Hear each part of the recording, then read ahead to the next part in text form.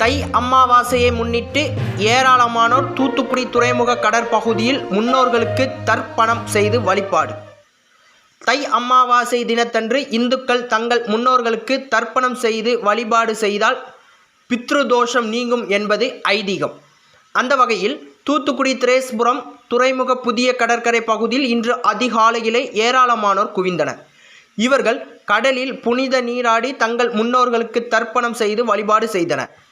கடந்த ஆண்டு கொரோனா பரவலை தடுக்கும் விதமாக அரசு தை அமாவாசையொட்டி தர்ப்பணம் செய்ய தடை விதித்தது. இந்த நிலையில் இந்த ஆண்டு தடை நீக்கப்பட்டதால் ஏராளமான மக்கள் கடலில் புனித நீராடி தங்கள் முன்னோர்களுக்கு தர்ப்பணம் செய்தனர்.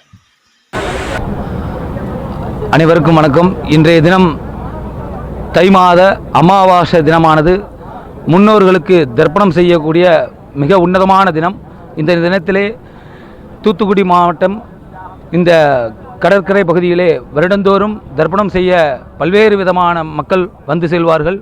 அதுபோல கடந்த ஆடி மாத அமாவாசை அன்று கொரோனா ஊரடங்கு காலமாக அறிவிக்கப்பட்டிருந்ததால் தர்ப்பணம் செய்ய அனுமதிக்கப்படவில்லை. இன்றைய தினம் அனுமதிக்கப்பட்டதால் மக்கள் அனைவரும் தங்களுடைய முன்னோர்களுக்கு தர்ப்பணம் செய்து தங்களுடைய பித்திருக்கடன்களை செலுத்தி வருகிறார்கள். இது சம்பந்தமாக இந்த தை மாத ஆடி மாதங்களில் தங்களுடைய முன்னோர்களுக்கு பித்திருக்கடன் செய்வதில் உகந்த நாளாக. செய்திகளை உடனுக்குடன் தெரிந்து கொள்ள உங்கள் கரம் டிவியை சப்ஸ்கிரைப் செய்யுங்கள்.